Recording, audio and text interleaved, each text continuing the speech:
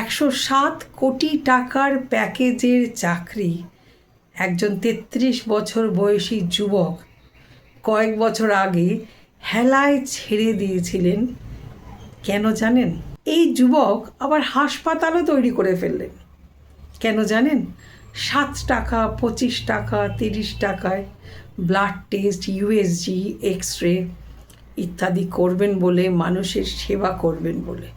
একজন যুবক গ্রামে গ্রামে দরিদ্র থেকে দরিদ্রতম ছাত্রছাত্রীদের ডাক্তার, ইঞ্জিনিয়ার, বড় সরকারি অফিসার তৈরি করেছেন। কেন জানেন?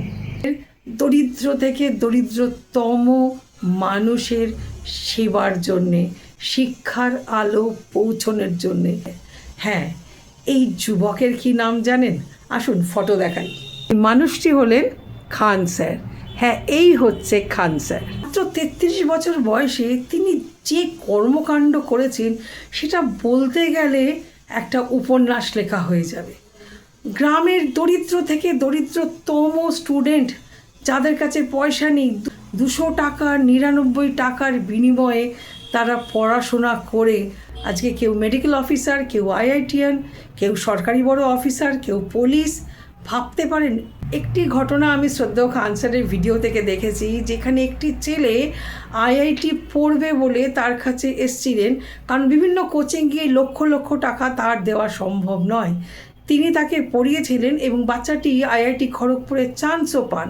যেদিন ইন্টারভিউ ছিল, বাবা এসে বলছিলেন স্যারকে যে স্যার, ও যে যাবে ইন্টারভিউ দিতে, ওর তো একটা পোশাক নেই। সেই পোশাক, জুতোটুকু উনি কিনে দিয়েছিলেন।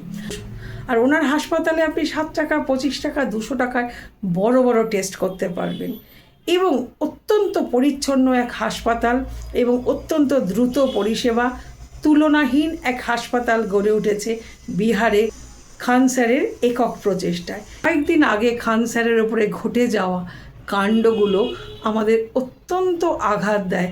একজন মানুষ যিনি 107 কোটি টাকার প্যাকেজ ছেড়ে দিয়েছেন, একজন মানুষ যে গরিবদের চিকিৎসার জন্যে একটি সুন্দর হাসপাতাল বানিয়েছেন, একটি মানুষ হাজার হাজার ঘরে শিক্ষার আলো জ্বালিয়ে তাদের আর্থিক সচ্ছলতা এনে দিয়েছেন, সেই মানুষটিকে কয়েকদিন আগে কলঙ্কিত করানোর চেষ্টা করা হয়।